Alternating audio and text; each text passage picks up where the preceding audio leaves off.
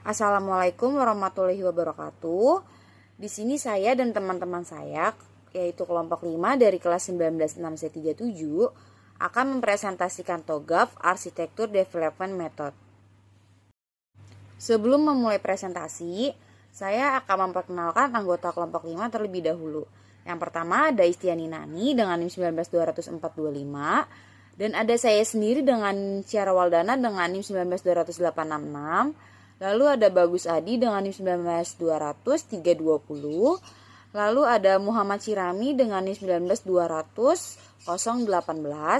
Lalu ada M. Azril dengan NIM 19201-008. Baik, di sini saya akan langsung memulai presentasi dari kelompok kami. Yang pertama ada TOGAF 9.2. TOGAF ini digunakan oleh arsitek perusahaan dalam melaksanakan, merancang, dan mengatur perusahaan. Lalu, The Open Group Architecture Framework atau TOGAF ini merupakan suatu kerangka kerja untuk arsitektur enterprise. Dengan TOGAF diharapkan terbentuk arsitektur organisasi yang dapat meningkatkan efisiensi bisnis. Selanjutnya ada Arsitektur Development Method.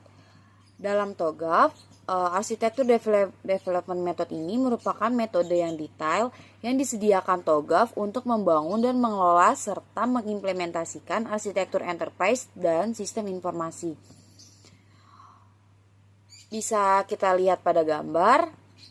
Untuk preliminary-nya itu terdapat 8 fase yang dimulai dari fase A, arsitektur vision, B, bisnis arsitektur, C. Information System Arsitektur, D. Teknologi Arsitektur, E. Opportunities and Solution, F. Migration Planning, G. Implementation Governance, dan H. Arsitektur Change Management. Kemudian dalam presentasi kali ini kami mengambil satu studi kasus tentang PT Pos Indonesia. PT Pos Indonesia ini merupakan usaha yang bergerak di bidang jasa pengiriman. Kemudian PT Pos Indonesia ini mengembangkan bisnisnya ke bidang jasa keuangan yang disebut Postpay. Selanjutnya untuk pembahasan pertama saya akan membahas tentang preliminary phase. Sebelum membahas preliminary phase, di sini saya akan menjelaskan tujuan dan output dari preliminary phase. Yang pertama, tujuannya itu menghasilkan rancangan arsitektur vision. Yang kedua, menghasilkan rancangan bisnis arsitektur. Dan ketiga, menghasilkan teknologi arsitektur.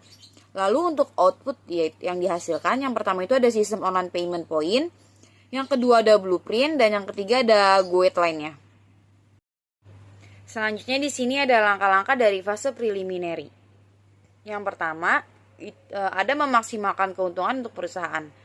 Di mana di sini kita akan mengupayakan keuntungan yang maksimal mungkin untuk perusahaan kita. Dan yang kedua ada manajemen informasi adalah tanggung jawab semua bagian.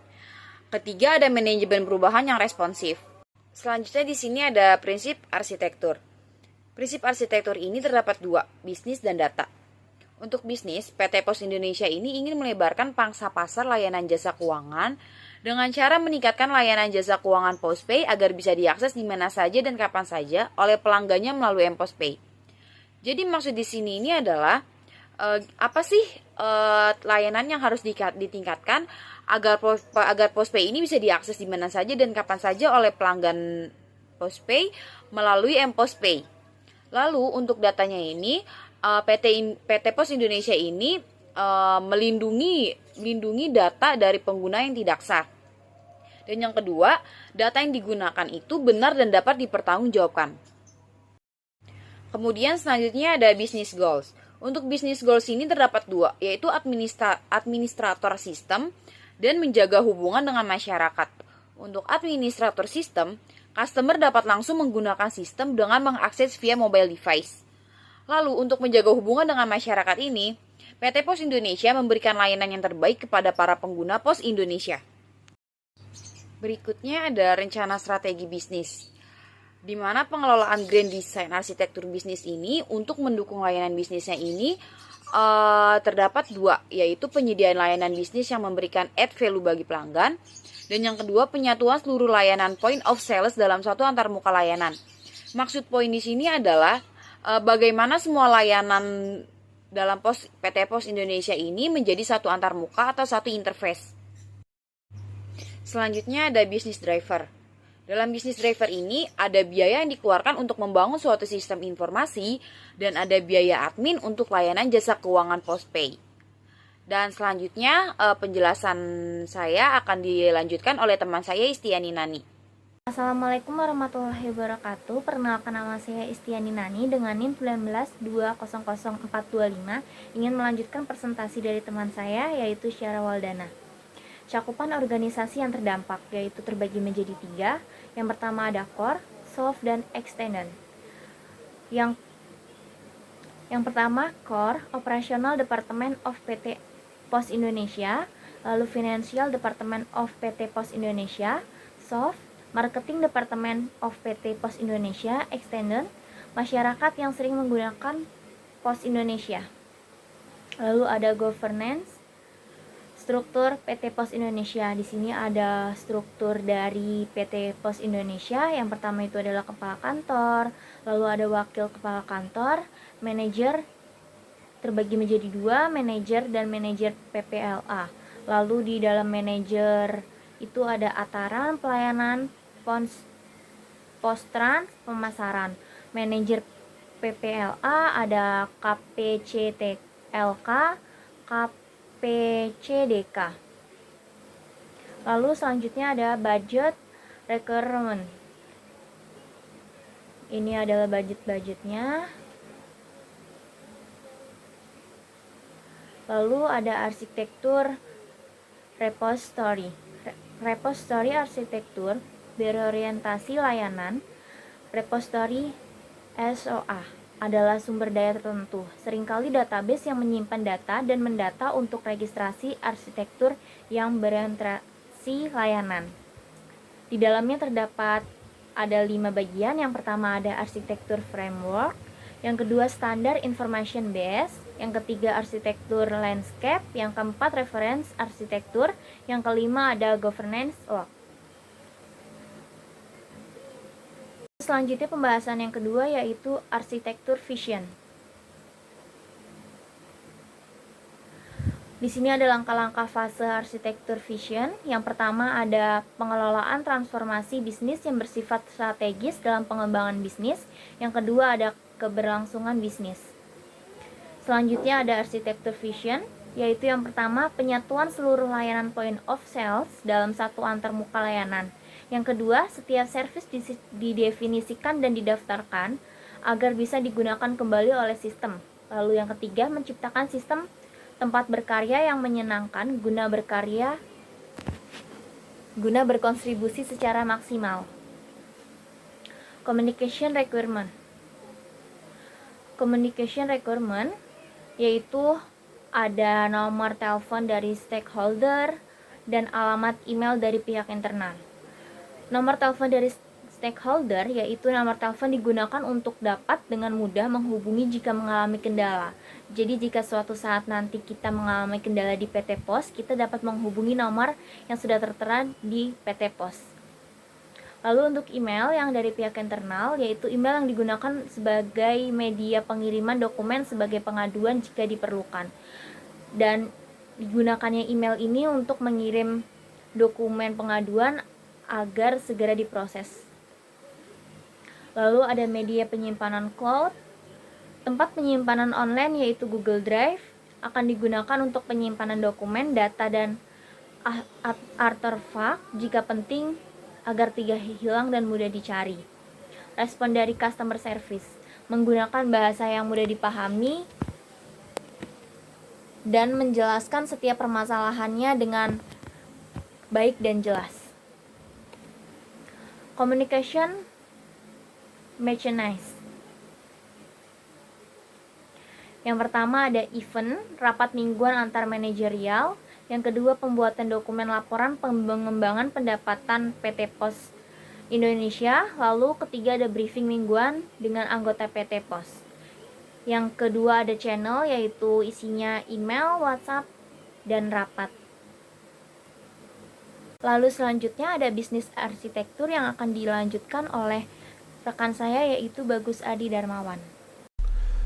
Selanjutnya, terdapat PESB, Bisnis Arsitektur. Langkah-langkah fase arsitektur bisnis. Yang pertama, menyelesaikan dampak antar arsitektur landscape. Dan dua, kemampuan menghubungkan berbagai macam jenis sistem operasi. Bisnis proses. Pada bagian loket, proses kirim barang dimulai, mendata alamat tujuan paket, menentukan harga pengiriman, memberikan resi pengiriman, lalu meletakkan paket di puri kiriman. Pada bagian antaran, mendata alamat tujuan dan jenis kiriman, memisahkan paket berdasarkan tujuan dalam atau luar Jawa, membuat surat jalan pengiriman. Jika tidak, mengirimkan paket ke alamat asal. Lalu membuat laporan gagal kirim. Proses kirim barang selesai. Jika ya, mengirimkan paket ke alamat tujuan, kiriman paket diterima. Jika gagal, memberikan pemberitahuan penerima tidak di tempat, mengirimkan paket di kantor pos terdekat. Kemudian membuat laporan gagal kirim.